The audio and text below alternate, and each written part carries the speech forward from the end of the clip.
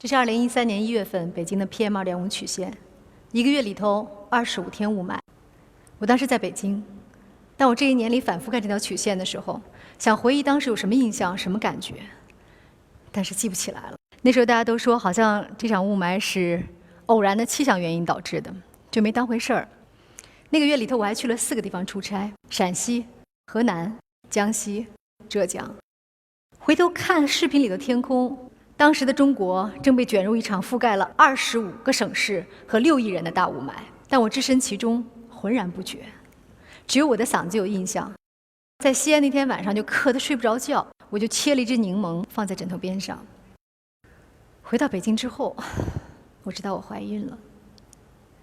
这是我第一次见到她的样子。那时候我就觉得她应该是个小女孩，因为我觉得那是像个桐花头。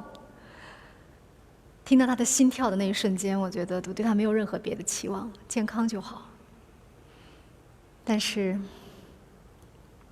她被诊断为良性肿瘤，在出生之后就要接受手术。做麻醉之前，医生对我说，她这么小的年纪做全身麻醉是有可能醒不过来的，你要有个心理上的准备。我还没有来得及抱她一下，她就被抱走了。后来护士在我手里放了这只小熊，那是用来安慰小孩的，她用来安慰我。我再见到我女儿的时候，她还在昏迷。医生对我说，手术很成功，但有一件事情你要原谅我。他说她太胖了，所以刚才麻醉的时候，我们扎了好多针眼才找到静脉。我就拿着那个满是针眼的小手放在我脸上，叫她的名字，直到她睁开眼睛看了我一眼。我是一个非常幸运的人。后来我辞职，陪伴她，照顾她，只要一家人在一起，平安就好，健康就好。但是回家的路上，我就已经开始感到害怕了，全是烟熏火燎的味儿。我就拿一个手绢捂在她鼻子上，这样做很蠢，因为她会挣扎，就会呼吸得更多。以前我从来没有对污染感到过害怕，去哪儿我都没戴过口罩。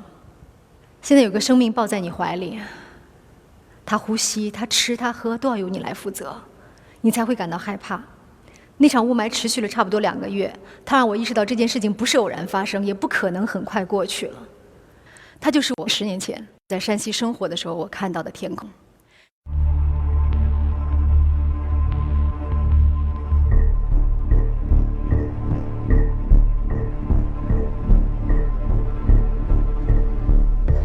是每天都这样呀？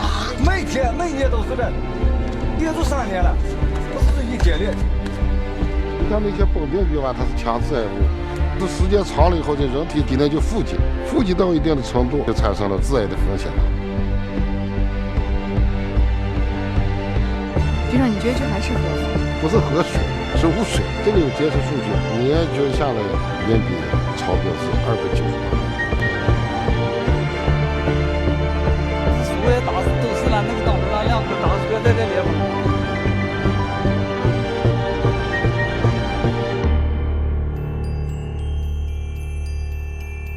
你见过真正的星星吗？没有。你见过蓝颜色的天吗？见过蓝一点的。你见过白云吗？没有。2004年我采访这个6岁的小女孩的时候，无论如何我都没想到，她所说的就是我女儿可能会面临的一个世界。这是2014年，整整1年的北京，只有空气优和凉的时候，我才能带她出门。但是这样的天能有多少呢？污染天数175天，这意味着1年当中有1半的时间，我不得不把她像囚徒一样关在家里面。10年前，那个环保局长对我说了一句话：“孝义是山西的缩影，山西是中国的缩影。”短短10年，我眼睁睁地看着它成为现实。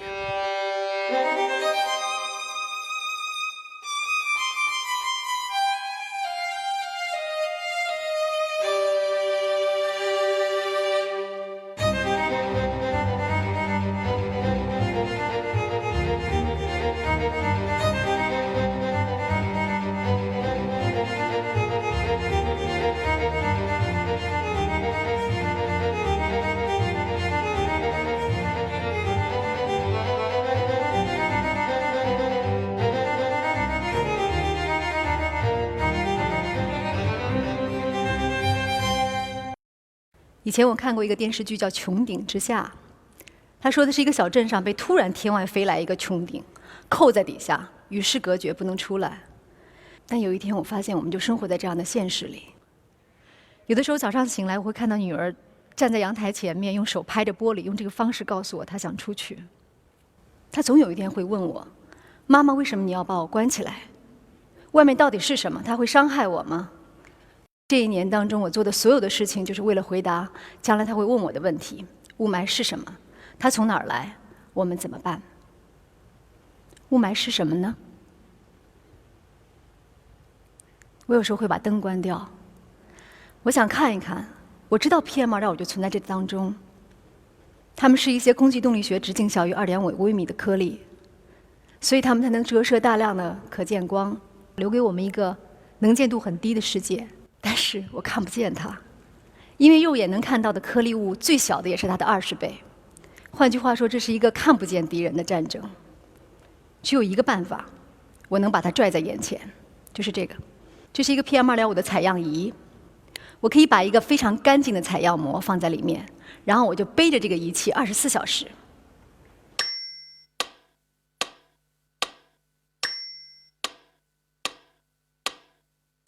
这是那个采样膜最初的样子，对吗？24小时之后，它是这样的。如果我不对自己跟孩子加以保护的话，所有的东西都会呼吸进去。它有多少呢？305.9亿微克每立方米。谁也听不懂这个数字，对吗？我们只能比较它。这是世界卫生组织的标准，这个是美国的，这个是欧洲，这个是中国。那么我们在当天呼吸进去的是多少呢？几乎是中国标准值的5倍。但这只是一个听上去有一点耸动的数字而已。我很想知道那个采样膜的里面到底是什么物质，我就请北大邱新华博士给我做了一个测试。他分析出来的结果是这样。当中有15种致癌物，其中世界上最强的致癌物苯并 A 比，它是国家标准值的多少倍呢？14倍。我不太相信这个数字，因为你记得吗？刚才那个片子里面，当我站在孝义4、5个焦化厂中间的时候，我呼吸到的苯并比才超标9倍。现在我在一个国际大都市的中心，举目四望，我根本看不见工厂跟烟囱，我怎么可能超标14倍呢？邱博士自己也怀疑了，他说不太可能这么高吧，我再算一次。第二天他给我打了一个电话，说没错，就是14倍。大量的样本显示有很多人比你更高，超标20倍。所有这些致癌物都附着在就你刚才看到的那个黑色的采样膜的表面，这种叫做黑碳的物质上。它非常小，只有0.2微米，但是它是一个锁链的结构，所以如果它打开的话，2颗黑碳能有多大？能有整个篮球场那么大。所以它可以吸附很多的致癌物和重金属。在中国，这样的黑碳有多少呢？这是2009年 NASA 做的一个测算。那个紫的发白发亮的地方是中国，它像幽灵一样在我们的上空飘荡。所以我就去找了北大，我知道他们有一个实验室。我说我能不能当一个志愿者？你把我放在一个高浓度的一个实验舱里面，测试一下我的身体反应，这样我可以告诉大家。他犹豫了一下，对我说：“不好意思，这个实验没法做。”我说为什么？他说：“因为你知道，每一个实验都需要一个伦理安全值，这个安全值要保证受试者不能受到太大的伤害。但如果我设定这个值的话，外面大气比里面实验舱的空气浓度还要高。换一句话说，就是我们每个人都生活在一个终生暴露的实验舱里。它的结果会是怎么样的？北大换了一种实验方式，他们就直接测试人们在日常生活中身体的反应，长达1年。我自己也参与和体验了这个实验，这是我得到的结果。我自己有呼吸道炎症，是易感人群。细颗粒物会影响呼吸系统，增加气道炎性反应，还会进一步影响心血管系统，超细颗粒物升高跟心脏供血能力降低有关系。这段话我念都念不通，因为我不明白是什么意思。所以在科学家的帮助下，我们把它做成了一个动画。我是 PM2.5， 我的弟兄很多，多环芳烃，各粒重金属，每一个都带着利器，在攻击人类的闯关游戏里，我很少失手。第一关鼻孔，鼻毛和鼻涕能挡住外来异物，90%的直径大于10微米的颗粒物都在这里阵亡，但挡不住我们。第二关，咽喉。上呼吸道的纤毛10微米，1秒钟扇动20次，但我身体轻盈，器官平滑肌受到刺激，收缩试图阻挡我，这是自取其辱。第3关，下呼吸道，这里有像道长的大树一样密布的支气管，是我们最好的滑雪道。我们一路跟白细胞、淋巴细胞等交手混战，人类因此引发革命炎症。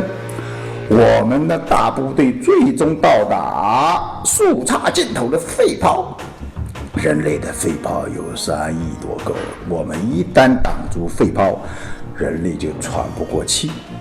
但这里有我们最可怕的敌人——巨噬细胞，它们专门吞噬异物，号称体内清道夫，这是一场恶战。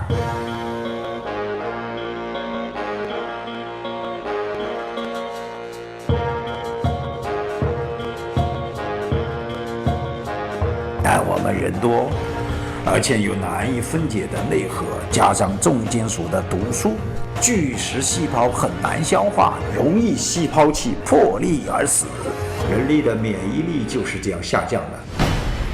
我们还有一组刀锋战士，粒径小于0.5微米，可以穿过肺泡膜直接入血，沿途损伤血管内膜，让人血管变窄，血压升高，引发血栓。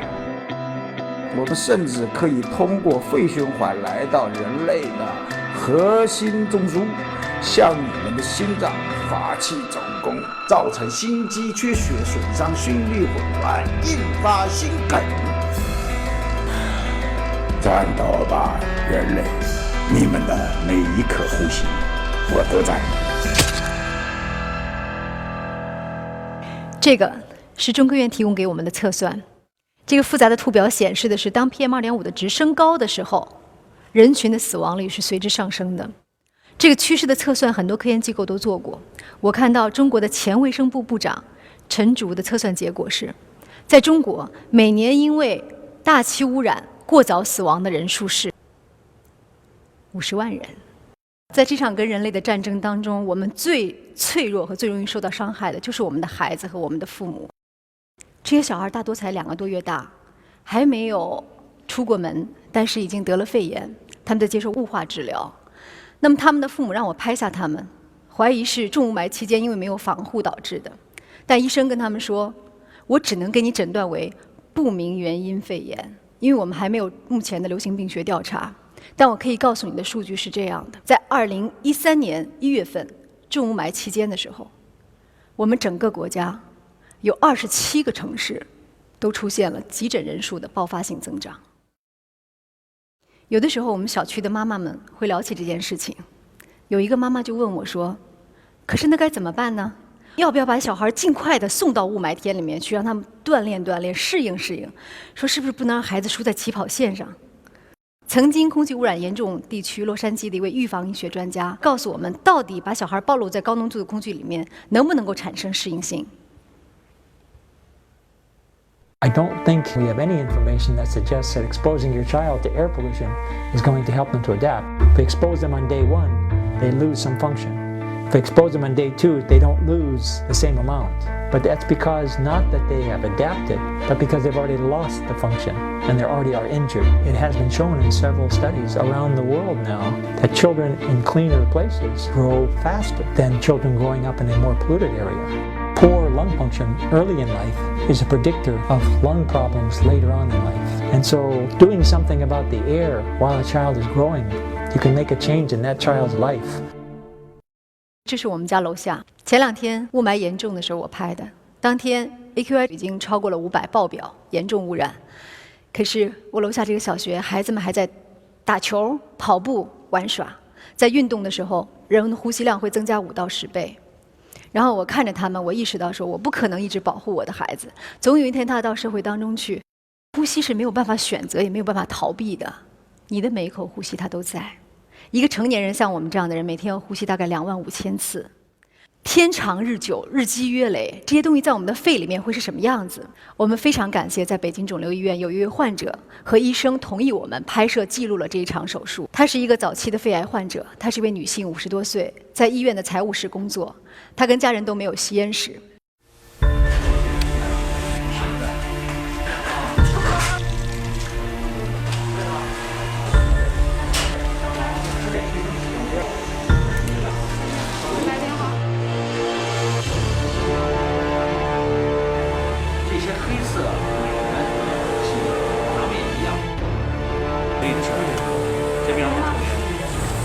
但是是你们老家的，空气怎么不这么好？对，不干净。所以这个东西大气味人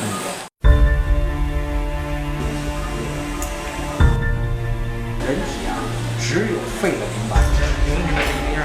就是因为人的肺吸了很多淋巴系统的人的免疫力，它就是防御我们。当这个黑色的物质到它的身体之后，影响它对癌细胞的。所以是不是把他的免疫功能已经锻炼的疲劳？所以你看，今年的世界卫生组织 WHO 呢，已经把肺的慢性疾病划为肺癌的高危因素。让我们非常安慰的是，这场手术很成功，所以患者在肿瘤摘除之后基本可以康复。医生就把这个黑色的淋巴结摘下来之后拿给他的家人看。那家人问：“那您能告诉我，到底我爱人为什么会得肿瘤？”他说：“我只能根据我的临床的经验和推断告诉你，我怀疑是空气污染。世卫组织告诉我，颗粒物是被列为人类的1级致癌物。”我听他说的时候，我有一个疑问：如果是肺癌的话，肺癌应该有一个潜伏期，它起码应该在10年左右。可是雾霾我们这2年才听说，对吗？那怎么会这么快就能够导致肺癌呢？我就向 NASA 提出了一个申请，能不能你们把这10年来华北上空的卫星图片发给我？这是我收到的。2012年，北京的上空；2011年12月的北京；2010年华北上空；2009年华北上空。再看看10年前，2005年的华北。可是我不能相信，因为我就在华北天空下生活，这10年来我怎么没有觉察到雾霾的存在？我就去找了我们国家奥运空气质量保障小组的组长唐晓岩院士，他给了我这条曲线。这是2004年，11年前，那时候我们还没有 PM2.5的检测，但我们有 PM10。他说，根据当时的估算，那个时候在污染期的话 ，PM2.5可以达到300到400，属于今天的严重污染。我问他，我说：“难道我失明了吗？”2004年我在北京。他说：“你看看这张照片吧。”那是什么？我说：“那应该是霾吧？那我怎么不知道呢？”他说：“你再查一下当天新闻报道的标题，首都机场因雾出现今年最严重的航班延误。”那个时候我们一直认为那是雾，我们一直把它叫做雾。所以看到这张照片，作为曾经的记者，我的内心是有自责的。因为那些年里面，我一直认为自己是在报道各类的污染事件，但是我一直认为，好像我听到矿山的炮响才叫污染，我看到工厂的烟筒才叫污染。我从来没有想到过，我们生活在都市中心的人，我们每天看到的天空，那就是污染。我那个时候已经不再是记者了，我早就是当事人。但我还有一个疑问：如果是那样的话，我小的时候家家户户都在烧煤油炉子，对吗？我们每天晚上都在呛人的味儿里面睡着，再醒来。我怎么没有听到那是很多人得肺癌呢？一直这个问题，到我认识了我们国家从事这个研究30多年的何兴洲教授，他才给了我一本资料。这个，我国26城市大气污染与居民死亡情况调查，1976到1981。为了让大家看清楚，我把他的结论打在屏幕上。很简单，那个时候的大气污染已经跟居民的肺癌死亡率分布一致。那个时候的大气污染就是煤烟性污染，只不过这份材料在当年一直是内部资料。人们在当年并不是没有闻到呛人的味道，但煤炭带来的温暖和能量在当时更重要。1980年前后，北京市内有3700家工厂。对于一个充满发展渴望的农业大国来说，烟筒被认为是进步的标志。在有的人的眼里，它就是2根烟筒；在有的人的眼里，它是回家的坐标。我们对污染远远缺少经验、认识和控制技术，主要污染物没有制定标准，燃煤量虽然远不如今天，但排污量巨大。从科研机构的 PM2.5 站点数据来看，2006年年均 PM2.5浓度要高于今天。就在这一年，中国提出节能减排，设立二氧化硫等重要排放标准。此后，主要大气污染物开始整体下降，但是对能见度能够产生影响的细颗粒物增加了，极端重度污染天数增加了，人们对于污染感受强烈。经济发展给中国人带来寿命的增长和更多疾病康复的机会，但是空气污染的风险得到凸显。过去30年内，我国的肺癌死亡率上升了465%。虽然吸烟和老龄化仍然是这个数字的主要因素，但细颗粒物明确的致癌风险越来越得到重视。2012年 ，PM2.5 被列入监测范围，国家大气污染防治行动计划实施。随着收入增加，信息透明，人们对环境的期待越来越高。一个人，别说人了，一个活物应该怎么活着？春天来的时候，门开着，风进来，花香进来，颜色进来。有的时候你碰到雨或者碰到雾的时候，你会忍不住想往肺里面深深的呼吸一口气，能感觉到那个碎雨的那个味道，又凛冽又清新。秋天的时候，你会想跟你喜欢的人一起，就一个下午什么都不干，懒洋洋的晒一会儿太阳。到了冬天，你跟孩子一块出门，雪花飘下来，他伸着舌头去接的时候，你会教给他什么是自然和生命的美妙。但现在呢？这一年每天醒来，我做的第一件事情就是先看一下手机上的空气质量指数，用它来安排我一天的生活。我就靠盼着一点西北风过日子。我戴着口罩逛街，我戴着口罩购物，我戴着口罩去跟朋友见面。我用胶条把我们家的门窗每个缝都给它粘上。带着孩子出门打疫苗的时候，他冲我笑，我都会感到害怕。说实话，我不是多怕死，我是不想这么活。所以每次碰到有人问我说你到底要干嘛做这件事情，我只好简单的告诉他，这是我跟雾霾之间的一场私人恩怨。我要知道它从哪儿来，我要弄明白这一切是怎么回事儿。我把采样膜放在科学家的电子显微镜底下，我就看到它的样子。它不是我想象中的一颗一颗一模一样的小米，它是各种各样的东西混合在一起。这个混合会增加它的毒性，还会让它迅速变得更多更大。它们之间可以发生化学反应。中科院告诉我它的来源是什么？燃煤、燃油、生物质燃烧、工业、养殖、化肥、扬尘，绝大部分都跟人类的活动有关系。如果你对它加以归纳的话，你会发现它的大部分从哪儿来？这就是结论：中国的 PM2.5%60%来自于燃煤和燃油，也就是化石能源的燃烧。PM2.5早在人类出现之前就已经存在，火山喷发和森林大火中就有大量的细颗粒物。从钻木取火学会能源开始，人类活动就在制造 PM2.5。煤炭的大规模使用曾经给英国和德国带来过严重的大烟雾，而石油时代到来之后，燃油给美国、日本带来过大气污染的沉重后果。此时此刻，世界上还有很多处于工业化进程中的发展中国家，像印度、伊朗、巴基斯坦、阿富汗正饱受化石能源燃烧的污染困扰，而中国作为世界上发展最快的发展中国家，体量巨大，导致两种能源的燃烧强度都很大。这种燃烧的强度有多大呢？我们可以来看看，在2014年，这个数值可以代表全球化石能源燃烧的燃烧强度。你可以看看中国有多亮，那个烧的发红、发亮、发白的地方，就是我们国家。从图标来看的话，它比欧洲高出3到4倍。我们烧了这么多化石能源，而最让我感到意外的是，煤和油的污染物之间可以发生大规模的化学反应。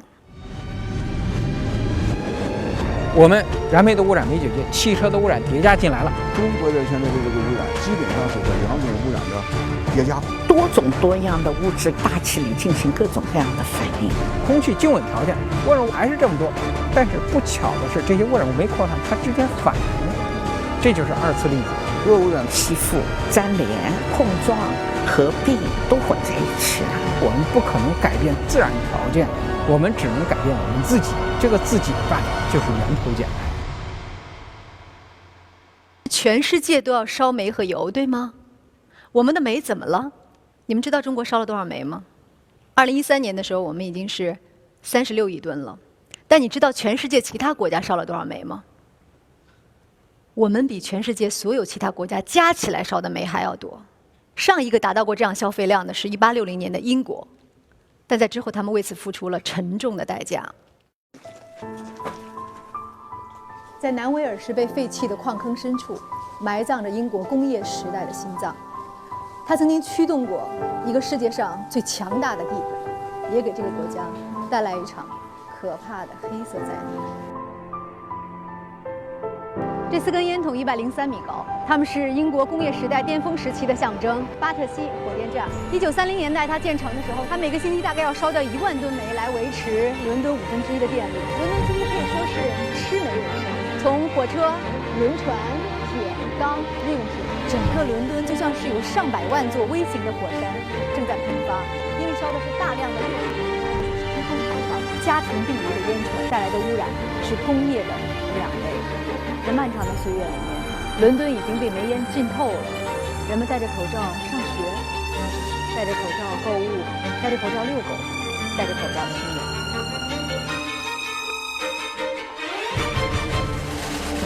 灾难来的那天是1952年的12月5号，冷空气横跨了英吉利海峡，覆盖了整个泰晤士河的河谷，把煤烟控制在了云层之下，没有办法扩散。Poison smoke is closed down. Residents have difficulty in breathing the murky air. 人们走在大街上，没有办法看到自己的脚，甚至要靠盲人来领自己回家。交通警察用大灯照着自己，免得被车撞。全伦敦一片死寂，你只能看到救护车，因为他们要运送那些生命垂危的人。但是他们走在街上，只能靠前面有人拿着火把来为他们照明。前前后后，在这场大烟雾中死去的有12000人。死者的肺部组织切片经过检验被确认，他们死于长期吸入烧煤产生的黑碳和短时间内吸入的高浓度的含有重金属的颗粒。清洁空气联盟的测算显示，伦敦当时空气污染的程度可能远超中国当下。虽然当时并没有 PM2.5 的检测，但是大烟雾事件发生时，二氧化硫的浓度超过世界卫生组织标准的190倍，比中国 PM2.5 超标的倍数高出一个量级。所以在1960年代，在这个大烟雾事件发生完之后，其他的国家纷纷开始减少和控制自己的煤炭用量。但当时恰逢中国改革开放的开始，这个已经封闭了多年和落后了多年的国家，迫切的需要一种巨大的能量来让自己起飞。它的选择是煤炭，这是它增长的曲线。能跟随我们其后的是现在的印度。印度很快会成为世界上第2大煤炭消费的国家，而且印度的工业现在对重要的污染物的排放还没有规定的标准。印度也是世界上空气污染非常严重的一个国家。那中国这么多煤用在了哪儿呢？2013年的是36亿吨，我们可以看一下，它其中3亿8千万吨烧在了京津冀，而这3亿8千万吨当中有3个亿烧在河北。我觉得很意外，因为我一直觉得是我们山西人才烧煤，河北什么时候烧成这样了？清华的郝敬明院士告诉我说，你听没听说过全世界的钢铁产量排名？他说是中国第1，河北第2，唐山第3，美国第4，还补了一句说唐山瞒报产量第5。用煤多、工业多不一定代表污染吧？别的国家也用钢啊。他说你去一趟唐山看看就知道了。所以去年的10月份，我就跟环保部的华北督察中心一起带着无人机去唐山，想去巡航一次。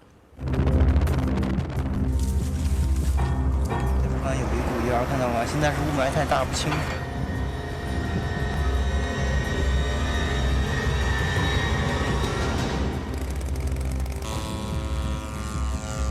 但现在这个天气看不太清，好像。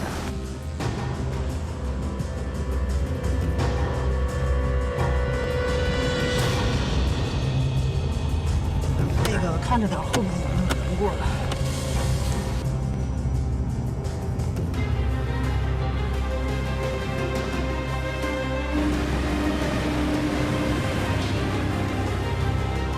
现在闻到这个特别呛的二氧化硫的味儿，应该就是这个烟尘。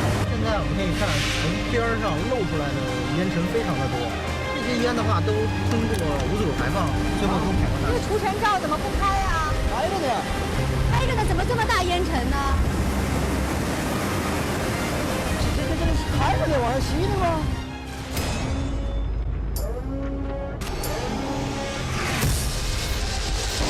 好差点是往里看，走下去确认。这绝对是职业生涯中最惊险的一幕。太吓人！停！掉下去人了。当时掉下去的就是环保部华北督察中心这个巡视员张大伟，我们当时都吓坏了。就因为这个工厂里头夜里头它没有灯，然后也没有任何警示，这有一个差不多3米深的坑，里面都是钢筋跟水泥。大伟想下去看一看到底这个地方有没有排污，结果就掉下去了。幸好没有受太大的伤，然后我们就把他连夜送到医院，又送回北京。但最让我意外的是，花了这么大的代价，这么多艰辛，我们也明明拍到这些排污的证据了，最终这个企业没有受任何处罚。我问大伟为什么，他说：“你去问问我的领导吧。”有60%以上的钢铁企业没任何审批手续，当天话甩了一笔不用，就是一纸通知停止审批。不管你合法的、不合法的都停止审批。真正的破罐子破摔的就是黑户，监管部门都不想去触及这一块，关得了吗？能取缔得了吗？怎么关不了呢？你开玩笑，1000万吨钢是多少人就业？10万人就业。河北的钢铁企业是到什么程度？已经到了你取缔不了的程度。一个地方有大量的工业、重工业布局集中，消耗大量的煤，而且还没有办法很好的控制污染，同时还无法取缔和关停，会是什么结果？我有一个好朋友叫老郝，也是我当年新闻调查的同事。10年前是他跟我一块儿去山西拍的污染，他知道我们家是临汾的，有时候会发张照片调侃我说：“听说你们家现在是全球污染城市之首。”我也无可奈何。然后10年之后，我就把这张照片发还给了他。再看清楚点儿，为我市退出全国74个城市空气质量排名倒数第1而喝彩，这是他们家河北的标语。很遗憾的是，这个城市今年又反弹回了第1名。但这种玩笑真的是让人心酸，而且对于一个居住在北京的人来讲，只要偏南风一吹，从河北来的污染物会这样过来。空气是没有墙的。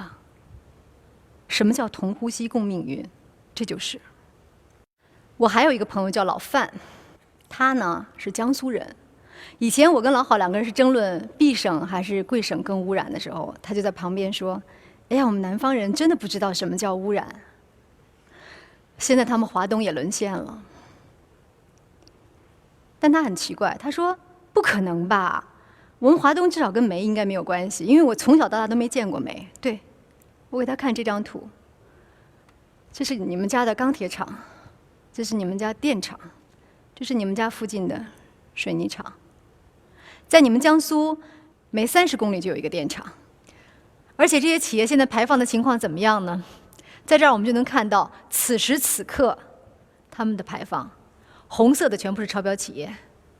稍放大点，你就能看到在华东整个地区到底有多少在超标排放。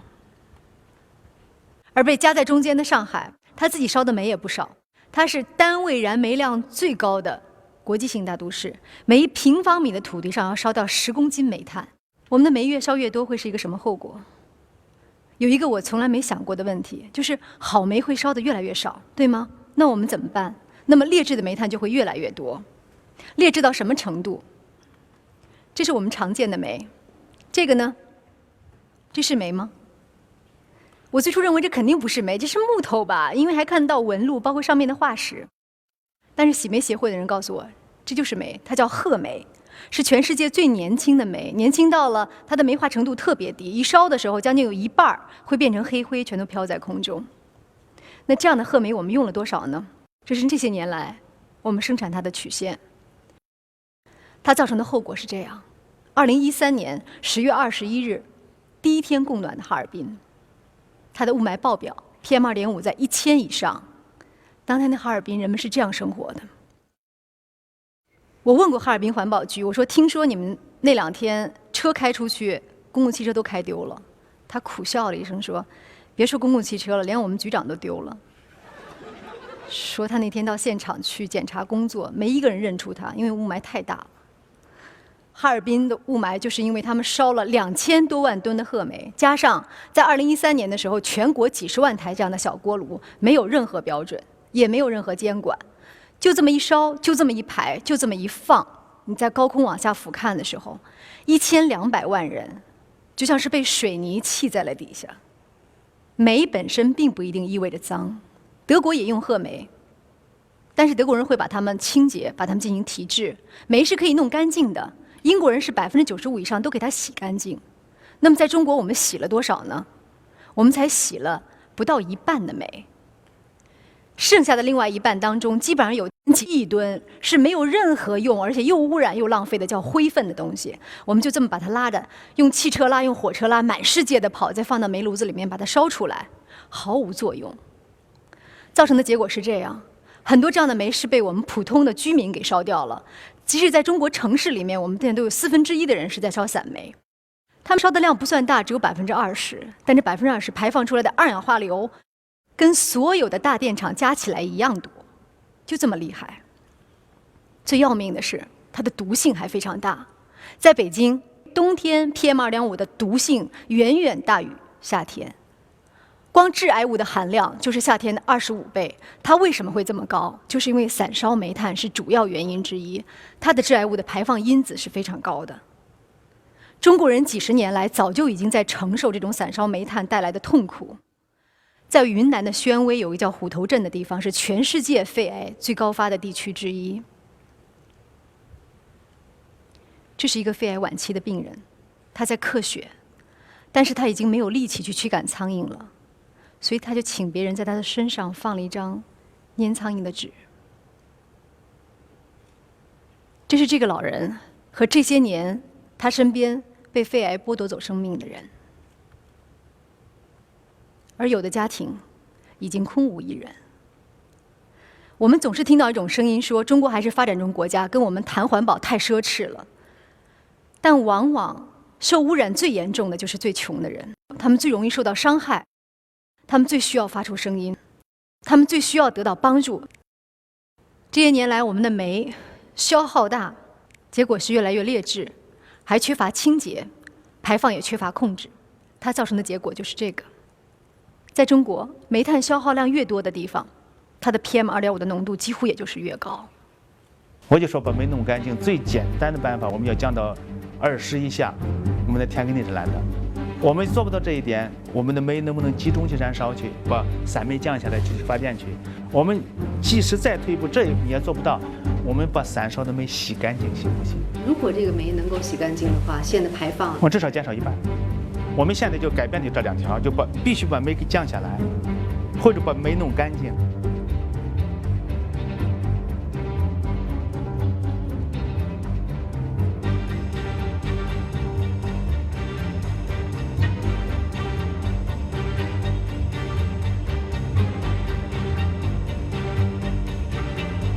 如果我们目前的环保设施就目前全100%的到位了，我们的尘排放跟我们的二氧化硫排放应该比现在低60%，我们的氮氧化物排放应该低35%。咱们中国的污染治理，第一得靠管理，第二还得靠管理，第三还得靠管理。习总说，法律的尊严在于执行。中国用30年的时间走完别人100年走过的工业化的道路，所以我们煤的污染之上还要再附加油的污染。那么我们的油怎么了？我们的油大部分烧在车上，我们的车在10年之间增加了将近1个亿。光北京2010年1年我们增加的车是多少呢？80万。80万是什么概念？就是把所有这些车头和尾这样连起来，可以从北京排到深圳，然后再从深圳排回来，这是1年增加的。造成的结果就是这样。北京本地的污染源当中，最大的就来自机动车。还有一个城市出乎我的意料，某城市1年的雾霾日达到200天以上。你可以猜一下这是哪个城市？哪个？再看一次。青海、青岛、杭州。说实话，我跟你一样吃惊，是因为我一直以为这叫山色空蒙雨亦奇。后来我就打电话问杭州市环保局，他说是，因为它是全国人均机动车保有量最大的城市，平均2个人1辆车，所以它的机动车污染要占到40%。那车多就污染吗？大家经常听到的一个问题是，东京不是比北京车多吗？我们怎么没有看到这么严重的污染呢？北京市交通委给我的解释是这样的：东京90%以上的人在坐轨道交通，他们只有不到6%的人在开车。北京有多少呢？北京34%的人开车，而且是在中心城区，基本这么堵着。一堵的时候，一怠速排放是2倍以上，一刹车重金属的排放会更多。所以在北京每天高峰期的时候，6环以内每个小时的 PM2.5 的排放量是多少？1吨。北京人在5公里以内开车的有多少？将近一半。而且我们当中有12%的人是在2公里以内开，我们有7%的人是在1公里以内开。1公里是什么概念？出门可能去一趟超市、去一趟菜市场的概念。难道就我们爱开车？也许有一小部分人是这样，但不会这么多人都没有理性吧？我们有辆车，那有宝宝之后，我们的约定是，除了老人、小孩、机场、医院，我们基本不开。我先生每天要上班，那他呢就骑自行车。骑自行车在我们家楼下是这样骑的，只能这么骑。为什么呢？这是我们的自行车道，它基本上天天就被车这么压着。北京500多万辆车，只有一半是有停车位的，但没有一辆停在半空中，所以它就压在自行车道上，压在人行道上，就这么开。当然，全世界人性都差不多，不管的时候都这样。我们看看伦敦，当年好像也这么停的，后来伦敦就装了这个计时收费器，然后是这么停的。后来伦敦又提高了自己的停车费和拥堵费，然后车是这么停的。前2天听说深圳也这样了，说收了高额的停车费，然后深圳的同志们是这样停的。50年前东京也这样，不是很容易的，所以他们用了很长的时间才一辆一辆的把它清出去，这是对城市的精细化管理的一个考验。爱车的人还会有另外一个疑问，就是这张照片，北京的夜里没有车，对吗？那为什么污染也这么严重呢？它真的是车带来的吗？我也一直有这个困惑，一直到中科院提供给我这张图表。在北京每一天在凌晨的时候都会出现污染的峰值，而且是每天恒定出现，永远比当天下午的时候有机碳的排放大概要高出2倍。这到底是什么东西？我也想知道这个答案，我们就去了延庆。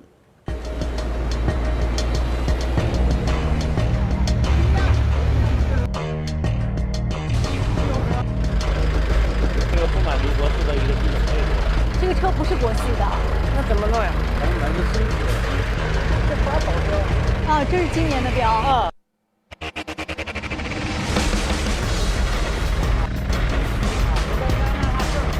3.9是什么概念？好。我1年整的。就是意味着没有任何排放。没有，基本上没有排放。有绿标。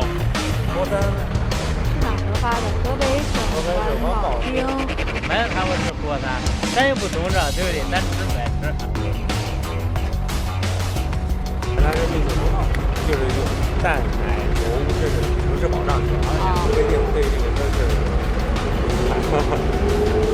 大面积造假，或者说的更严重一点，叫全面造假，这个行业内的秘密，90%基本配置都不在。这是个什么排放？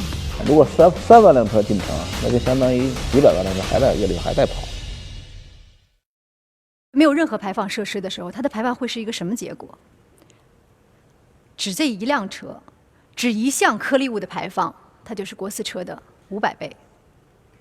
所以柴油车的比例也不算高，它跟散煤差不多，并不多，只占17%。但是它的氮氧化物的排放要占所有机动车的70%，它的一次性颗粒物的排放要占到多少呢？99%。还有更可怕的事情是，柴油车的尾气排放出来的颗粒物毒性远比一般的大。多环芳烃是致癌物，但是柴油车排放出来的是它的升级版，叫硝基多环芳烃，它的致癌性要高出一个量级。我在延庆的时候看到这些柴油车司机，他们本人就是这种柴油车尾气最大的受害者，是癌症的高危人群。而且去处罚他们显得很不合情理。他花的是真金白银自己的钱，他买的是有国家核发贴了合格证的车，有什么理由去处罚他呢？如果要问责的话，首先应该问的是造假车企的负责人吧。也是想请您说一下，为什么会出现生产的时候就没有装这个后处理装置呢？有些出口的车，它还在出口那个非洲啊，其他地方还在装，还在那个国1、国2、欧1、欧2、欧0的都还有，也非洲的。但你这个车贴的是国4的标呀？那可能他就是他们就是出口，比如说出口卖个出口的。你的意思是贴错了？这样一种状况。您的意思是贴错了？对呀，他有可能贴他自己认为什么有人要啊，就买了。不知道非洲兄弟听了什么感觉？企业一定会有自己的一个辩解和理由，但是我好奇的是，10几年来，如果说这种全面造假、普遍造假都存在，而且监管部门知道的话，为什么不去处理他们呢？我们不是有法律吗？我们不是有缺陷汽车产品召回的管理条例吗？你这样的产品是可以召回的呀。但是从2004年到现在，这个法律在这类车辆上用过多少次呢？一次都没有。为什么？我得到的答案是这样的：就只有当它处于危及人身和财产安全的不合理的危险的时候才能召回。人家说了，这个环保设施不装跟安全有什么关系啊？又不会出人命，所以就没有召回的依据。那我们有没有处罚他让他销毁的权利呢？我们有，大气防治法已经规定了，你既可以让他停止违法行为，可以罚款，也可以让他没收销毁。那2002年这条法律到现在以来10几年过去了，他用了几次呢？一次都没有。为什么呢？我得到答案是这样的：必须由依法行使监督管理权的部门来行使。每个人都说我不知道这个部门是谁。那一共跟这个机动车管理的就这几个部门，我就挨个问了一下。我先问了一下环境保护部，环保部说听说不是我。我又问了一下工信部，工信部说绝对不是我。我又问了一下质检总局，质检总局说应该是我们3个吧。也许他们的困惑有一定的理由，就是你这个法律怎么不说清楚，到底谁管呢？那我只好问全国人大了。我又问了全国人大，他们给我答案是这样的：这条法律执法主体确实不明确。这在我们的立法当中是非常少见的情况，为什么偏偏在大气法的53条当中就会出现这样的情况呢？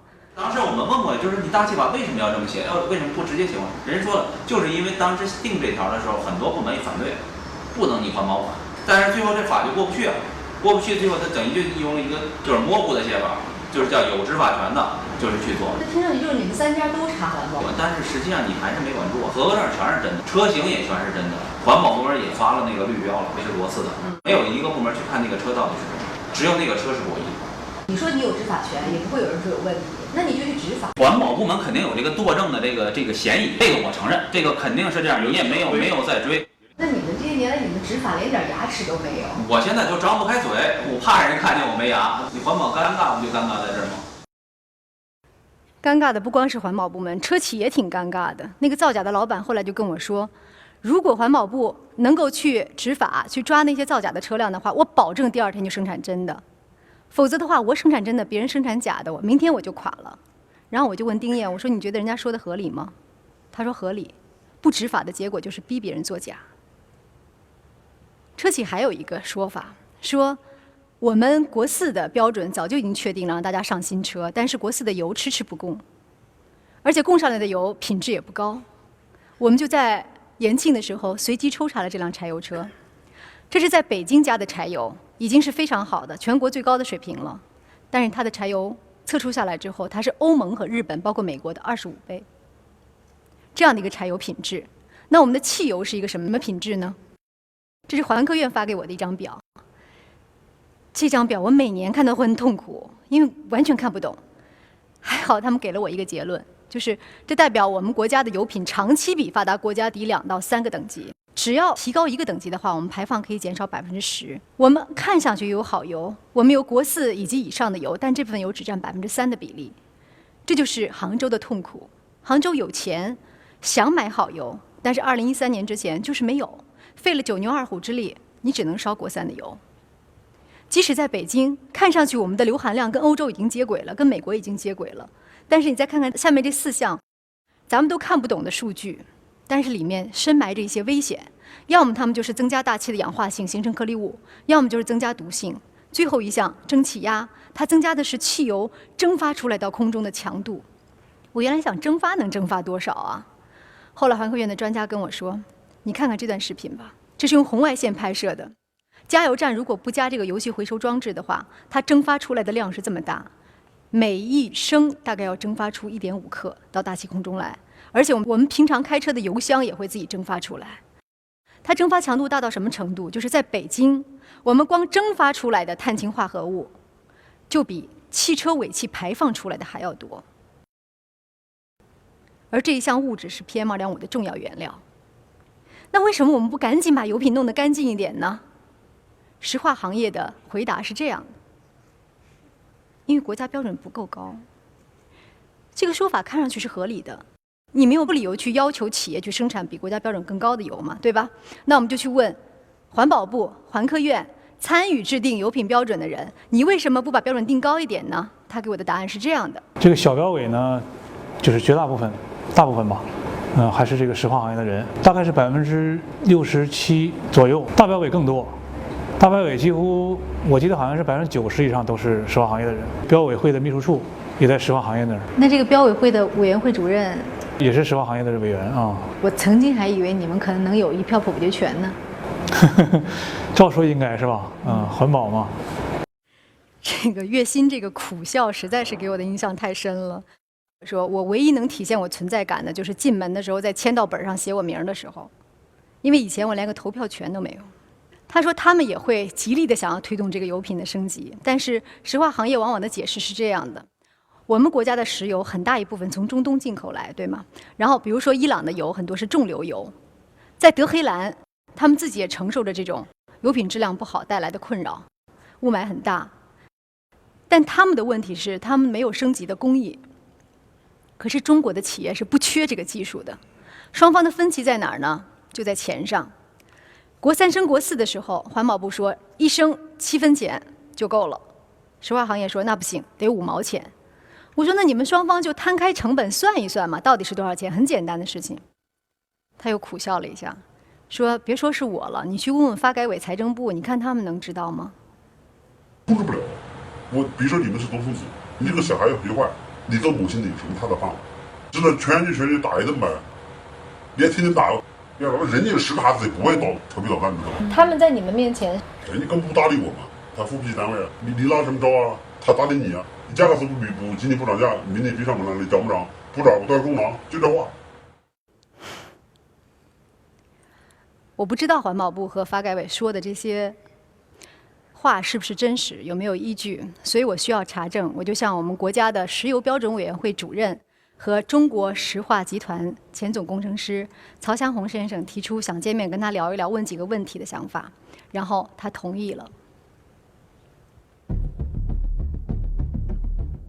如果是石化行业的人占多数的话，而有可能会损害掉了大众的一些公共利益。组织石油产品标准的制定，不应该找一个不懂炼油企业的人。环保部门的人不懂吗？环保部门，我认为他不懂。说如果标准是你定，然后升级的时候你又说升不了，然后到了期限你又供不了油，然后你可能会说出很多原因，但人们就不信任。但是中石化不牵头来起草，谁有能力来起草这个东西？比如像有的国家，第一，它的环保部门有懂行业的人；第二个，他在提交这个草案之前，他就会跟石油行业的人有充分的接触、了解、沟通、博弈。到最后的时候，他的健康报告、他的经济报告全部都提供给委员会，然后通过公开的一个程序让大家来做研判，而且都有彼此发言、彼此辩论的一个机会。如果是这样的一个方式，您觉得是可以考虑接受的？这可以接受。我早就想卸任这个标准化委员会主任。真的，外面人就说你摆下中石化，中石化人说你吃里扒外，里外不落好。能不能把自己的这个不管是投入还是升级的所有的成本能够公示？现在社会上自然的对中石化、中石油这样的企业有一种这个不信任感。您认为这种不信任？我们很多人不讲辩证，只要是有缺点就不先放大，越描越黑，还不如不说。大家会想说，为什么我们不把标准提高一些，用它来倒逼油品升级呢？万一升级了，因为弹孔引起的社会不稳定、社会动荡，那有没有可能成品油市场干脆彻底放开，这样我们就不存在断供？不可能。弄得不好就出大事儿，不是俺们好搞，谁都可以来搞经营的。他可能会想说，那为什么中石化中只有挣钱呢？大家也都可以挣钱。是，大家都可以挣钱，所以我同意深化改革，逐步放开。如果是国家要决定说推动这样的改革，那你国家去研究去吧，这可能会有什么样的风险？大家会觉得说，现在你中石化已经是一个世界500强之一了。刚刚公布的是去年的营业收入是2万亿，它是一个如此庞大的一个国有企业了。那么为什么不能够在这个关于环境问题上，能够更多的承担起自己的社会责任呢？中石化是大，就像一个人很胖，但是虚胖。全世界的石油企业都会去尽量的维护自己的行业利益，这是一个公司的天性，这无可厚非。我们很想知道说，其他国家到底是谁在制定这个标准？这是我们目前为止查到的结论。澳大利亚、韩国、日本、墨西哥、加拿大，基本都是环境部在主导标准。即使是欧盟这样的欧洲标准委员会来定的时候，它会有行业协会的声音，但是也没有出现过由石化行业来主导标准制定的情况。那为什么在我国，国家车用燃油质量标准是由石化行业主导的呢？一个国家的选择有它的历史原因。上世纪60年代，我国石油处于极度紧缺状态，长安街上的公交车需要头顶一个煤气包行驶，远未到考虑燃油环保指标的时候，环保部门也未成立，所以标准的制定是由当时石油部下属的石油化工科学研究院负责。1983年，国家机构改革，石油部撤销，石科院划归为中石化下属，国家部委制定标准的职能也就此交给了企业。2005年，第一届国家石化标委会成立时，石化行业自然形成主导局面。10年来，中国同时需要解决油品质量和数量的双重增长，量级世所罕见，两大挑战并存。随着经济发展，环境保护被重视，公众对于车用燃油质量的升级期待升高，标委会内部也随之发生变化。虽然石化行业仍然保持1半以上的优势比例，但是非石化行业人数2年内已经有所增加，并增加了投票设置。任何一个国家的油品标准制定，最终都来自于它对环保和经济最佳平衡点的选择。中国石标委未来的变化也将取决于此。在中国，除了我们的油品标准低之外，我们还有另外一个在我出发之前远远没有想到的问题，就是我们有1半的油是完全失控。全球10大港口现在有7个在中国。远洋货轮带来的污染之大，在靠近海岸线400米的地方，它排放的污染相当于50万辆大卡车。所以在深圳，60%的二氧化硫是来自轮船的。也许你不在港口边上，但你生活在河流的边上。中国20多万艘这样的船，它用的都是最差的那种重油，污染到什么程度？有的码头上你可以用手把黑炭一粒粒捡起来，也有可能你会生活在机场的边上，飞机一起飞，1吨煤油没有了，一落地1吨煤油没有了。所以白云机场排污量相当于60万辆出租车的同时排放。也许你既不生活在港口边上，也不生活在河的边上，也不生活在机场的边上，但是你一定遇到过这些车。这些是工程的施工车辆。有一次我在前面河北看到他们的时候，我以为前面失火了，绕到前面一看，是他在排放黑烟。我们就跟着他进入了其中的一个村庄，看到村庄门口是这样的，这个小房间里面是村里人在这儿打麻将、卖彩票，还卖柴油和煤泥。我不知道这些柴油从什么地方来。当时我们跟环保部一起嘛，环保部门呢就说，那这样我们去查一下看看吧。他们就现成买了一个柴油壶，然后就进了最近的一家民营加油站。我是最后一个下车的。那么等我下去的时候，我发现他的证已经被老板夺走了。你干啥？干啥？干啥？我不干啥去？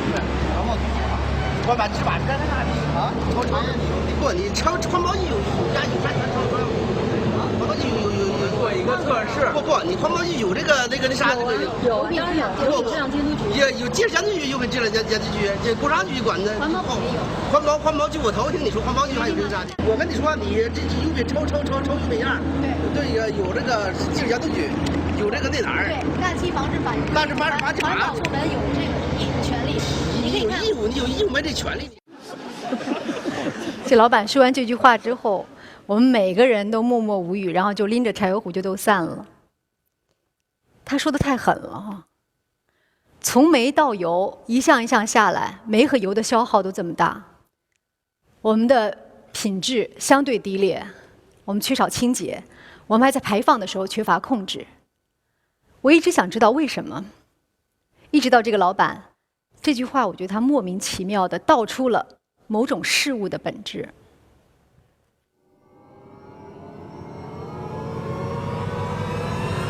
洗煤不到1半，我们没有这个约束，没有这个标准啊，没有这个国家规定啊。河北的干地结实到什么程度？已经到了你取缔不了的程度。对这个车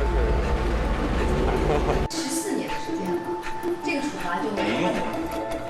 90%以上都是涉黄行业的人。环保部门，我认为他不懂。环保尴尬不就尴尬在这儿？我现在就张不开嘴，我怕人看见我没牙。环保部门有这个权利，你有义务，你有义务没这权利。所以有一天晚上，有一个从事环保工作的人给我发了这张照片，这是1999年的报纸。当年他大学毕业，他说他受到感召，然后进入环保局，很想有所作为。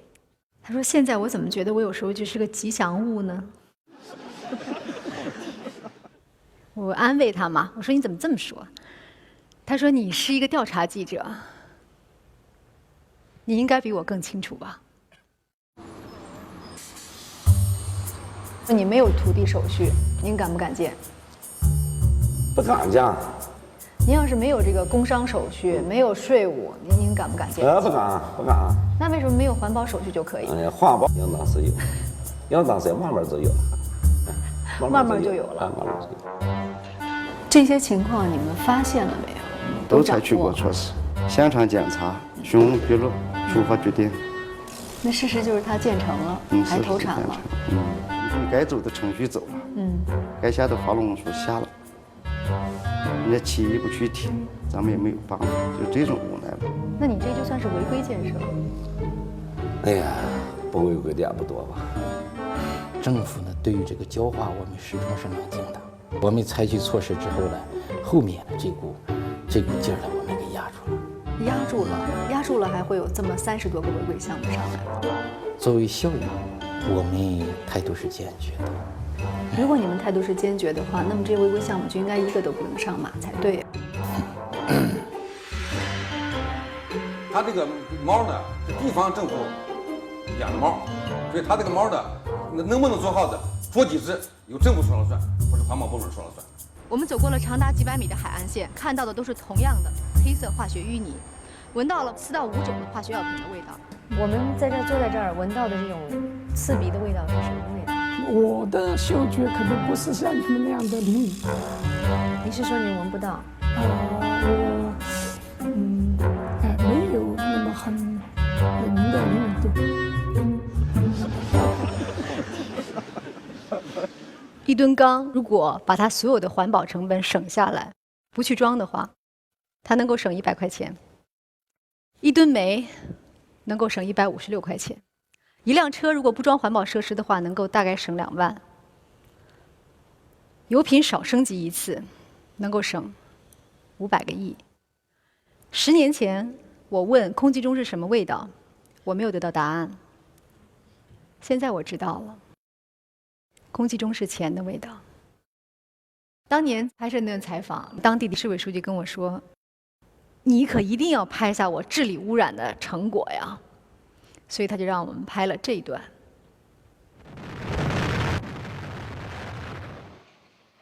他很满意，说了一句话：“小柴啊，这可是为你们炸的。”3年之后我又去了，原地建了一个更大的。倒是装了环保设施，我问说：“我说运行过吗？”老板搓了搓手说：“哎呀，快了。”当时那个书记跟我说：“都跟我讲环保，跟我讲环保。我问你，谁敢把中国的经济掉下来？”我也想知道这个答案，所以10年之后我就去了河北的钢材市场。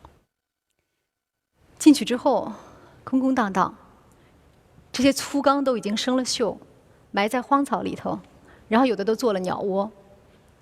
我就问这个经销商小伙子，我说生意怎么样啊？他说你看看旁边有车来拉吗？他说这么多企业生产的都是一模一样的最低端的东西，而且只靠量竞争，只靠价格竞争，到最后我现在还不如去卖白菜呢。我们生产1吨钢要消耗多少能源呢？600公斤煤炭，3到6吨水，我们要排放多少呢？这么多二氧化硫，还有这么多烟尘。那生产这么1吨钢，它现在的利润有多少？你可以猜一下，多少？1000，连一只茶叶蛋都买不着。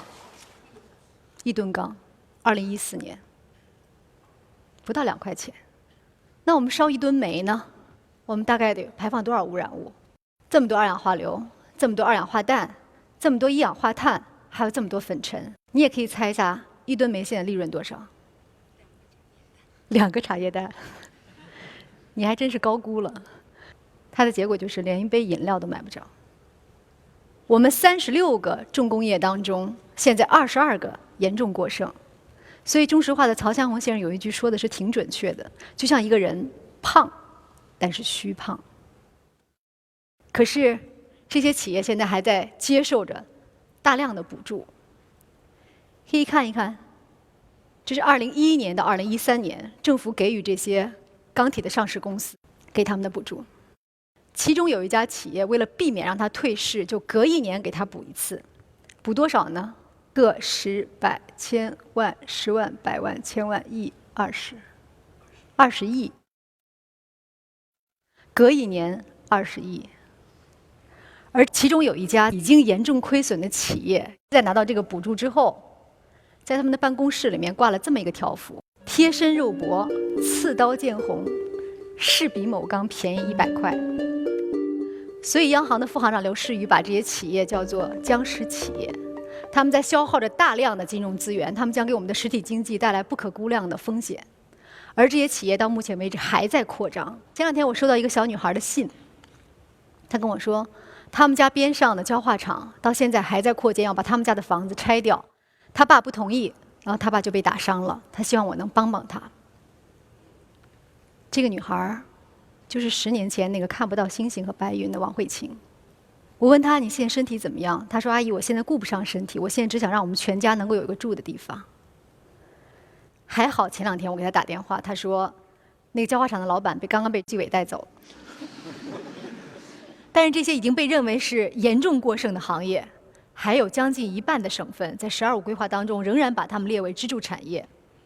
理由也很简单，如果你城镇化还要发展，只要提升1%，这些东西都能消化得了。只要你盖房子就需要钢铁，只要你修路就需要跑车，不是吗？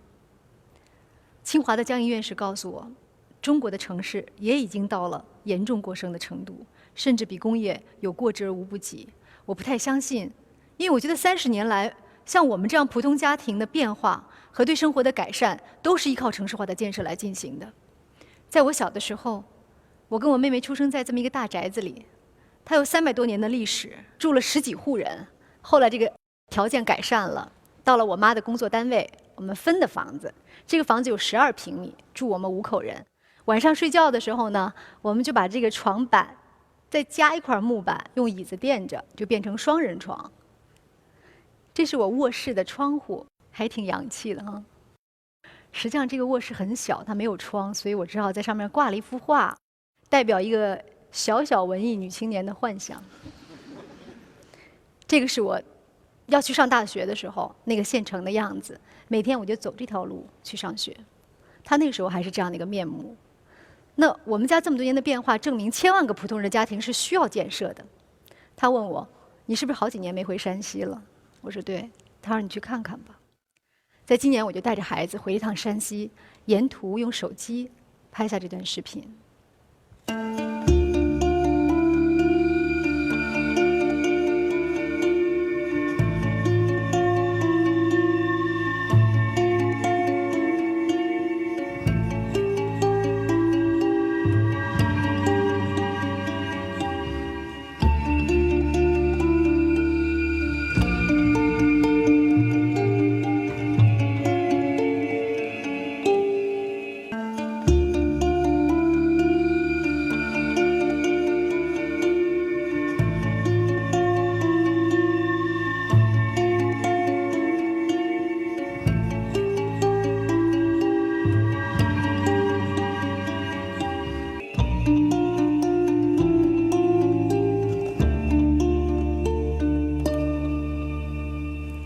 我为我的家乡能够有一些变化感到特别高兴，因为那里的人们需要富裕，需要发展。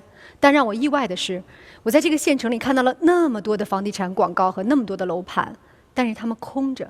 我就问我一个亲戚，他投资了当地的房地产，我说这个楼盘到底卖出去多少？他说2、3成吧。我说那为什么卖的少呢？他犹豫了一下说，好像官员实名制之后就卖不出去了。他呢就把我们全家人安置进了当地的一家酒店里面。我一到酒店门口差点吓回来了，因为它是一个就声称是5星级酒店，而且是安排了一个总统套间。我说千万不要，他说哎没关系，才200多块钱。我们家开车进这个停车场，这个停车场一盏灯都没有，乌漆麻黑，然后就颤巍巍过来一个大爷，拿了一个手电筒给我照着。然后一路又把我们送进酒店大堂，然后又照着手电筒把我们送过走廊，送进房间。整个酒店连灯都没有，因为没有人住。回到北京，我跟江院士又聊起这件事情，他跟我说：“你看到的山西只是中国的一个缩影，在中国每天要消失80个自然村，我们房屋的平均寿命只有30年。在中国一共有200多家地级市，其中184家要建成国际大都市。”现在中国有13亿人，但是如果我们把目前城市规划当中这些人口都加起来的话，它是34个亿。1998年，我拿着一个小箱子来到北京的时候，在这儿上学，找到工作，在这个城市找到我自己的价值跟归属。如果没有中国的城市化的话，我现在应该是在山西我父母帮我找的一个单位里面，戴着蓝袖套，打着算盘度过余生。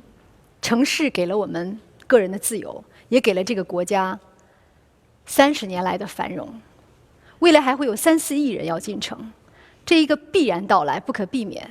他们会给这个国家带来不可思议的文明和财富。但是，假如用投资拉动工业和拉动城市发展的模式不改变的话，结果会是什么？国务院发展研究中心做的测算是，15年之后，我们的耗煤量会达到60亿吨，我们的用车辆会达到4亿辆。这意味着什么？清华的倪维斗院士告诉我说，这意味着我们将在用光所有的资源之前，我们就用光所有的环境容量。这意味着在中国，雾霾还只是刚刚开始，堵车只是刚刚开始。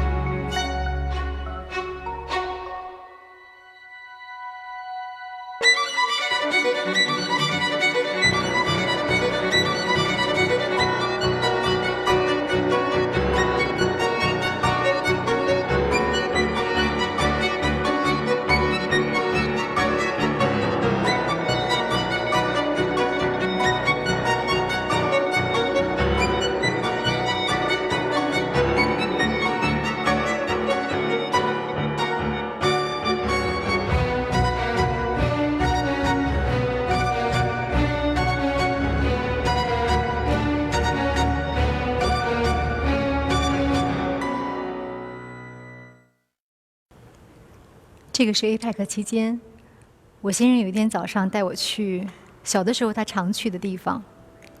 他父亲在那里教会他滑冰、游泳、钓鱼。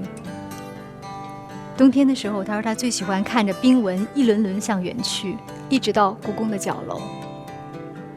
那是他感受到的这个古老的城市优雅之美。我们俩就看着这一幕，那种心情特别像小孩看着最后一颗糖。你不吃，你知道它要化了；你吃，你又知道快没有了。那种又甜蜜又忧愁又气急败坏的感觉。我是地地道道的北京人。我小的时候蓝天白云，运河齐腰深的水能看见底下能抓鱼。我也是小时候在这长大的，我说我也知道那小时候什么样，能站在那个长街上看着西山。大气干净不是做不到，是完全做得到事，就看你下多大决心。我希望并相信，通过不懈的努力，APEC蓝呢能够保持下去。回来之后，我就问了一下中科院的专家，我说：“您能告诉我，如果我们想要留住 APEC 的蓝的话，我们要付出多大代价吗？”他说：“我们必须比2013年减排这么多二氧化硫，这么多氮氧化物，和这么多 PM2.5。简单的说，我们要减掉1半以上的污染物，才可能得到蓝天。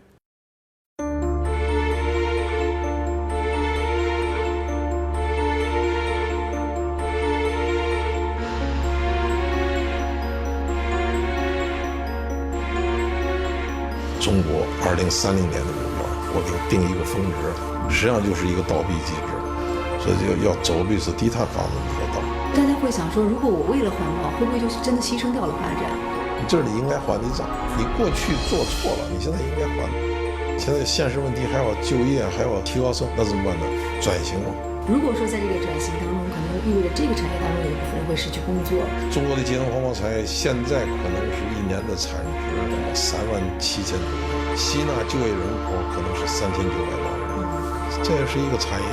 但很多人还是觉得说，中国政府会不会还会继续用投资来拉动，来完成经济增长？要提高经济增长者，它的路径、途径就是绿色低碳循环发展。伦敦烟雾事件或者洛杉矶他们解决问题60年、70年，他的经验教训，我们这个阶段会大概缩短。之前我很担心，北京还在扩张，它的汽车的量还在增加，它的污染能降低吗？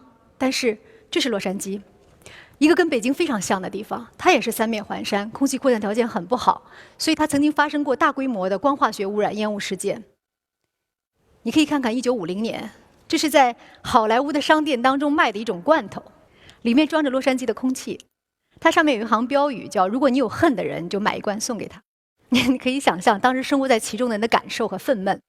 但是从1970年以来，洛杉矶的车辆还在上升，上升了这么多，3倍，但他们的排放呢，降低了75%。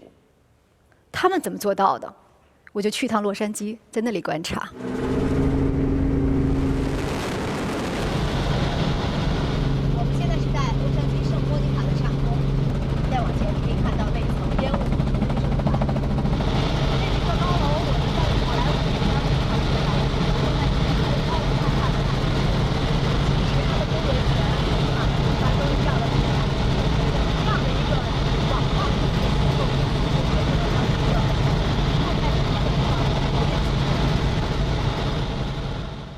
洛杉矶这种摊大饼的城市规划被认为是典型的失败案例，它的公交系统也远没有有效地建立起来，造成车辆毫无约束的发展。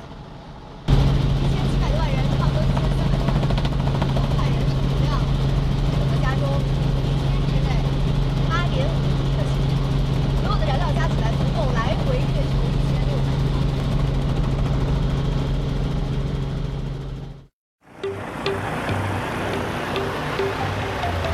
那边是啤酒厂，那边有个大仓库，像这个车就是刚刚从长滩那个大港口运货过来的。你看这个像擎天柱一样的大家伙，18个轮子，大概有20多米长，它的质量相当于一个坦克或者是一个重型装甲车。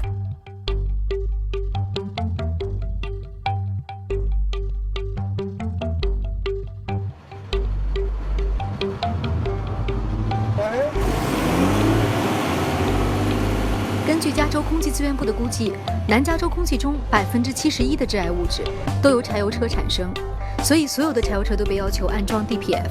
这种颗粒过滤器相当于给车戴上口罩，可以过滤掉99%的颗粒物。For 3 seconds, 1, 2, 3. 这位司机是墨西哥人，开的是05年的旧车，按要求要加装 DPF， 但他没有加。虽然车的尾气是达标的，但还是要罚$1000。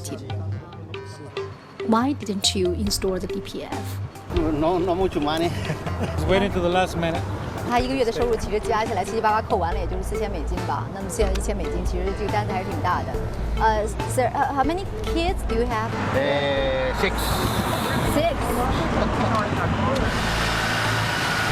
如果下次不装会怎么样？罚单继续开，你再置之不理，我们就到那个车辆管理局，不让你更新牌照。你不能更新牌照，你就不能开车赚钱了。为了治理污染，加州不得不制定最严格的新车机动车标准。环保部门有权利抽查任何新车，可以从用户手中直接抽查12万英里之内的载有车。一旦发现厂家违规，要从出厂当天开始，每一天罚$26000。环保部门有权利要求车企召回全部问题车辆。45% of the citizens want to comply to be good corporate citizens, and 45% say, well, I don't really want to, but I'm going to because I might get caught.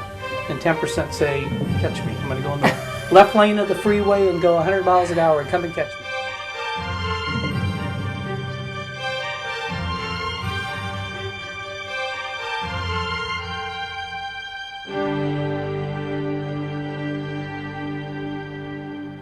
这张罚单给我的印象特别深。回来之后，我仔细看的时候，我才发现被处罚的是从中国运来的车，同样是因为环保造假。但是这次他们被逮住之后，罚了差不多4个亿人民币，其中2个负责人还进了班房。全世界的人性都差不多，在美国你也处处可见那些想要逃脱惩罚或者想要挑衅法律的人。但是如果执法严格的话，是可以管住90%的人；而如果不执法的话，就像北京市环保局说的那样，我们在90%的车在全面造假。今年大气防治法终于要修订了，目前草案当中，它赋予了中国的环保部门可以对假车进行召回跟处罚的权利，但是最早到9月份它才能够实施。那么在此之前，每一天夜里，此时此刻，这些大量的上百万辆的卡车还在中国大地上奔驰，当中有多少是这样的假车？当中有多少还在排放这样的颗粒物和污染，是我们每一个人都在承受的。那么，在我们的中华人民共和国大气防治法还没有退役之前，我们能不能够使用它一次？我们能不能够不要让它以这样的面目留在历史当中？当年美国要实行严格的标准的时候，美国的车企一样哭哭啼啼，不答应。他们就天天告环保部门，然后不愿意改。就在这个时候，有外国的生产车说：“我能做到。”听到这句话之后，美国车从地上一跃而起，立马就跟上了。但是很可惜，他们也失去了半壁江山。我就问这个环保部门的人：“那你们会不会有种压力，说你们在打压民族汽车工业呢？”他给我的回答是说：“环保不是负担，而是创新。保护落后是没有办法创新的。”政府的角色是制定好标准之后，你要保证整个市场的公平竞争，竞争本身就会赢得市场。但是中国是一个煤炭的消费量占70%的国家，在我们的能源结构里面，我们怎么才能捡到煤呢？我们来看看伦敦的曲线。很多人都跟我讲说，伦敦要等了40年、50年才把污染治好，我们也得等这么久。但真的是这样吗？看看这儿。从他们开始治理污染的前10年，他们就把污染物降低了80%，这是一个极大的改善。我们来看看伦敦是怎么做的。伦敦大烟雾事件发生的时候，英国的能源结构中将近90%是煤炭。1953年，颗粒物的平均浓度超过欧盟标准的10倍，他们控制污染的压力比我国当前更大。英国人在1956年通过了清洁空气法。Every colliery used to have washeries on the surface, so the coal would have been washed before it would have been sold on then to customers. To use ordinary coal or to use it in an open grate would be illegal. And that, by the way, is the grate. You still use it? We do sometimes. It is smoke to smoke. This is called home fire. 政府出钱承担家庭壁炉改造70%的费用，但惩罚同样严格，违反者可以处以100英镑罚款，甚至坐牢。The installation of any apparatus emitting smoke is strictly prohibited. Smoke wardens could inspect a shop and decide that it was selling illegal material. 这是南威尔士一座煤矿生产的最后一条路。1983年，它在这个河上停下了。烟雾事件发生后20年中，石油替代了20%以上的煤炭，天然气替代了30%以上的煤炭。煤炭在整个国家的能源结构中从90%下降到30%，而重工业占 GDP 的比例也下降了10%。很多煤矿和燃煤的工厂关停。这里曾经有上百万人就业。Well, you have to find alternative employment. I'm not a rich man, but at least I don't have to worry about paying bills. I mean, to me, it was just a job. 100 years ago, we had 1 million miners in the United Kingdom. We've just got tens of thousands now, but we've got more people in jobs than ever before in our history. If an industry is on its way out, there's another industry coming up. 1960到1970，在英国治污的前10年，经济不但没有倒退 ，GDP 反而增加了1倍。之后10年中，英国进入油气时代，他们的经济总量翻了4倍。英英国是用更清洁的能源，石油和天然气，尤其是天然气来替代了煤炭，他们才取得了蓝天和白云。很有趣的是，这次我们在伦敦想要找到那些关于伦敦当年煤炭污染的资料的时候，做的最全、最充分、最权威的是这样一份资料。它是来自于天然气公司的制作，然后它的名字也很简单，叫“罪恶的烟囱”。天然气是靠着竞争迅速地推动了市场，把它的对手取代掉了。英国能源大臣告诉我说：“你知道伦敦在刚开始改革的时候是什么样一个经济水平吗？”他说那时候人均 GDP 跟中国是一样的，政府最重要的是不要去补贴那些已经要被时代淘汰掉的落后和污染还有亏损的产业，你要给新兴的产业给他们公平竞争的机会，他们会带给你惊喜。伦敦的经验告诉我们，中国要从煤炭时代进入油气时代，我们才能够得到更清洁的天空。现在世界平均的天然气占能源结构的比例是很高的，大概24%。因为天然气是相对清洁的能源，那中国是多少呢？我们只有5%。为什么我们这么低？从小到大，我听到的标准答案是这样的：因为我们是一个煤多、贫油、少气的国家。这是真的吗？这是真的，但这完整吗？我就写信给国土部矿产资源储备中心的主任，他给我回复了几个数字。我们的天然气探明多少呢？22%。这意味着我们还有大量的天然气埋葬在中国大地之下黑暗不知名的深处。那我们的石油探明率是多少呢？38%。在每年探明的这些储量当中，比如说天然气探明9000亿立方米，但我们开采了多少呢？1000亿立方米。有大量的资源，我们知道它在哪儿，但却没有去开采。为什么会这样？张大伟主任又给我回了一封信，也很简单，也是几个数字。他说，拿世界上最大的天然气生产国美国来说，他们有6300家天然气石油公司，我们有几家呢？3家，其中70%集中在一家手里，中石油。美国有160家天然气管道公司，我们有几家呢？3家，其中70%集中在一家手里，中石油。这是他给我的答案。如果我们开放这个市场的话，我们的天然气的产量可以翻一番，我们的探明储量可以翻一番。为什么你迟迟的没有进入油气时代？我们为什么就不能多搞点天然气？石化是一个没有开放的行业，中间的每一个环节基本都是一个垄断环节。垄断是不可能有创新的。外界的人士这是属于滴水不进。这就是一个独生子，这个玩具都是他的，他可以玩得很腻，他可以乱扔。人家说什么你就听了。油品经营还与安全有关系，弄得不好就出大事。看你怎么理解这个能源安全。Well, energy security is really important, but the new technologies that we can work on together are answering that problem. 只要有竞争了，他就会千方百计去创新，去改变自己。You may be interested to know that the company that controls the electricity distribution around this city, London, is Chinese owned. 我们要把能源价格降下来，你才会有竞争力。I think by being open, you share ideas, you innovate, you get the best from the world. 中国的雾霾需要治理的话，最关键的是什么？能源的体制改革。做这次演讲，我才第一次接触到中国的能源问题。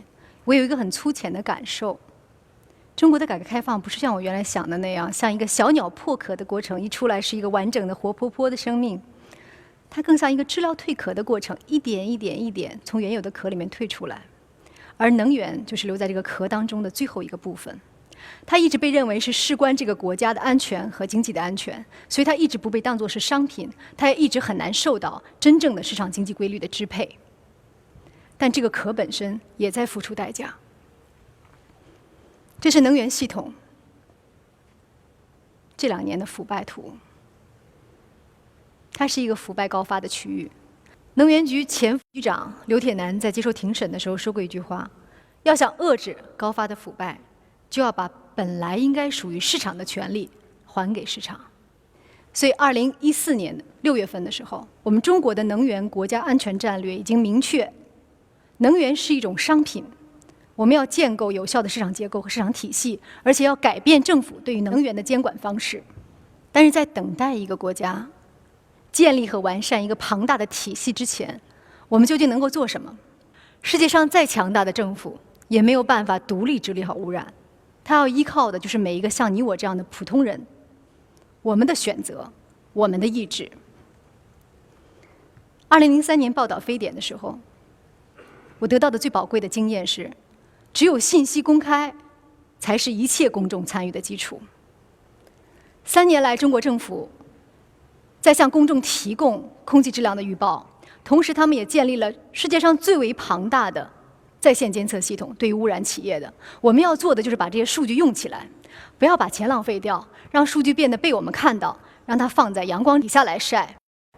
这是一个手机的 App， 下载了这个软件之后，在手机上你就能够看得到距离你大概5公里左右的地方有哪些企业正在排放污染物，这些红色的都是表示他们正在超标排放。中国的6000家重点企业排放了65%的废气。你可以向环保部门去举报，你也可以在微博当中公开它。所有这些带着蓝色痕迹的，都是被公民举报之后他们承诺的整改日期。当然会有一个遗憾，有一些地方的数据如果根本就不公开，怎么办？所以去年1年，我参加了一个地方首部环境公众参与立法的研讨会。在这个研讨会上，我听到了很多的争议，但是大家争议的焦点就是要不要把重点企业的信息强迫他们进行公开。到最后，他的结论是，河北省出了第一个公众参与的条例，当中规定重点污染企业必须公布自己的信息，如果你不公布的话，公民可以提起诉讼，要求你每天处罚，而且最高可以每天罚你10万。但是谁来做这些事情呢？中国有1%的环境争议事件进入了司法程序，为什么会这么少？你可以猜猜看，今年之前有多少家中国的公益组织是具备司法诉讼主体资格的？一家都没有。就是因为当时我们的民事诉讼法规定，只有有关组织才可以提起诉讼。至于谁是这个有关组织，没人知道。但是1月1号开始，新环保法已经规定了，只要你从事环境公益活动5年以上，没有违法记录，你就可以承担这个诉讼主体的资格。现在700多家环保组织，他们已经有人在试，提出的标语是：新环保法给力不给力？小伙伴们正在试。像我们这样的普通人，如果你没有时间去参加一家环保组织，那么你还可以做什么？我们跟自然之友合作，做了一个小的动画。如果你在5公里范围内出行，试试乘坐公交、骑自行车或拼车。如果开车，发动机空转不要超过30秒。在路上看到冒黑烟的柴油车，适时拨打12369电话举报。柴油车的黑尾巴含有大量 PM2.5， 危害公众健康。如果看到有餐馆直排油烟，适时要求他们安装过滤装置，或在美食网站打差评。看到工地土堆裸露、尘土飞扬，怀疑加油站有油气泄漏，适时拨打12369。如果你家在烧煤，在能够负担的情况下，尽量不烧劣质煤炭，让妈妈试试清洁炉灶，保护家人的健康。你还可以试试随手拍定位工业污染源，监督举报违法行为，在微博中当地环保部门，试试关注污染企业名单，拒绝购买他们的产品。大气政策法规的制定和修改时，试试参与公众意见征集，表达你的声音。一念之间，改变雾霾。之前我路过家门口裸露的工地的时候，我经常就是捂着鼻子就过去了。但现在我知道说，在北京 PM2.5当中，至少15%左右是来自于扬尘的时候，我决定试一试。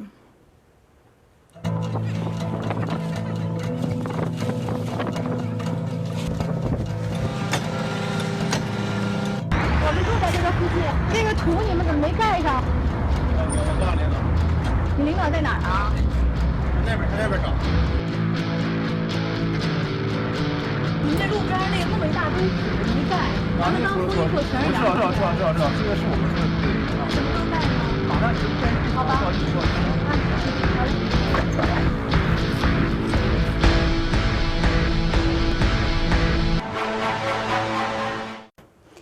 前后这个过程不超过5分钟。然后我临走的时候，那个让我找他们大领导的工人对我说：“你知道我们领导怕你什么吗？”他指了指我手里的手机，他怕你公开。我们家楼下有个餐馆是做肉饼的，然后每到吃饭的时候，这个家里头和身上就都是油烟的味道。以前我不觉得这有什么问题，世界上中餐馆不都这样吗？但后来我知道，在北京餐饮带来的 PM2.5 的污染占到至少6%，而北京的餐饮业占到全国的12%，这么大量的一个餐馆。以前我觉得没有办法，后来等我到伦敦之后，去中餐馆吃饭的时候，我发现他们那儿没有味儿，为什么呀？这个老板就把我带进了他们的阁楼，然后看到这么一个东西，这个东西就叫油烟净化器，伦敦政府要求他们强制安装，而且有人定期来检查。我觉得这个是不是高科技啊？后来回北京一问说，不光北京有，而且北京是要求餐馆装的。我就打了12369举报的电话，然后1个星期之后，小区里面运来了这么个东西。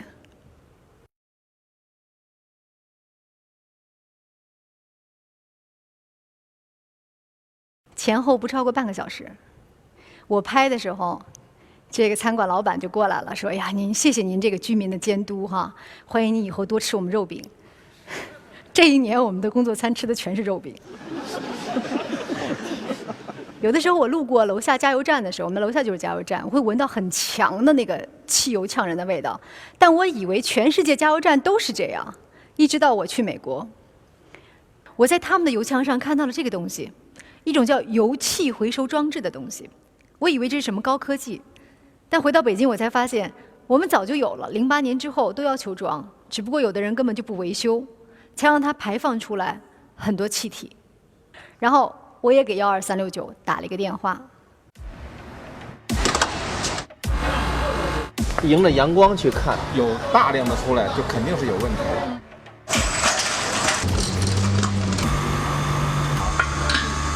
如果咱们加油的时候，我闻见这种味儿就不正常，看不见这油气吗？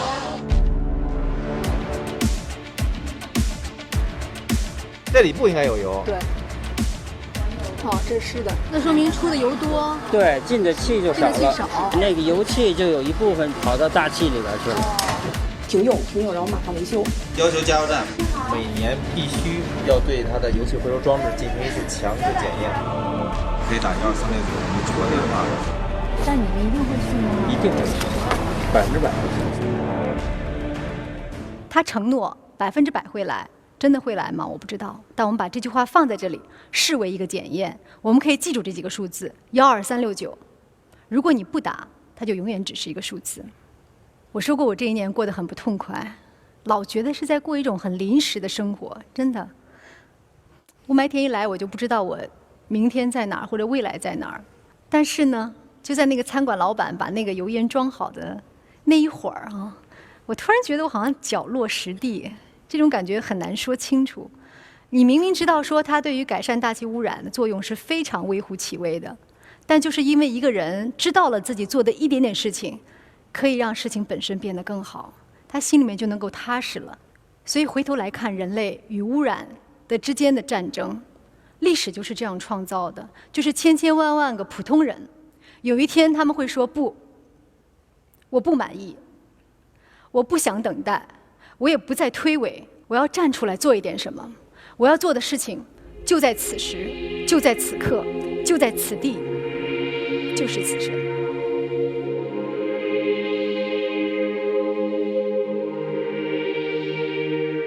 Unless we do bring these chemicals under better control, we are certainly headed for disaster.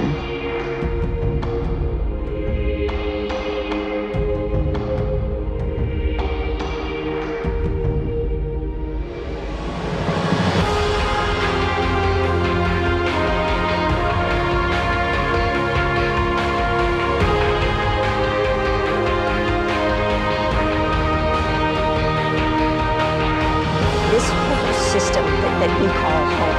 喘息患者らが国や東京都自動車メーカーなどに車の排気ガスによる被害の損害賠償などを求めた東京大気汚染訴訟で知情的人参与司法救援，大家连接在一起，去共同做出我们这一代人的一个绿色的选择。If you don't know how to fix it, please stop breaking it. You've grown up saying you love us. Please make your actions. And for me, it is absolutely my responsibility then to do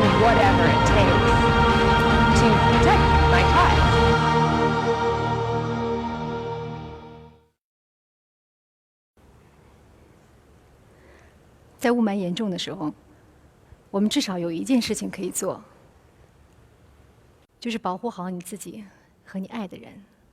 当我在纸上画上这只小熊的时候，我会回忆起所有当我女儿生病，我担心会失去她的恐惧，和我想要保护她的所有愿望。我希望全天下的妈妈都不必有此感受。现在她已经长大、健康、痊愈，很壮实活泼，还是胖乎乎的，特别喜欢大自然和小动物。但很多时候我没法带她出门，她呢就在自己的小花盆里面养了一只蜗牛。每天早上她醒来的时候，就跑到花盆那儿冲着蜗牛吹口气，她觉得这样能帮着小蜗牛长大。她是那么的喜欢这个世界。成千上万的孩子正在孕育，正在出生。这些河流、天空、大地，是应该属于他们的。我们没有权利只知消费，不知克制；我们没有权利只知抱怨，不知建设。我们有责任向他们证明，一个被能源照亮的世界，同时可以是洁净和美好的。每次在夜空中看到这颗星球孤独旋转，我心中都会有一种难以名状的依恋和亲切。将来有一天，我会离开这个世界，但是我的孩子还在其中生活，这个世界就与我有关，所以我才凝视它，就像我凝视你，所以我才守护它，就像我守护你。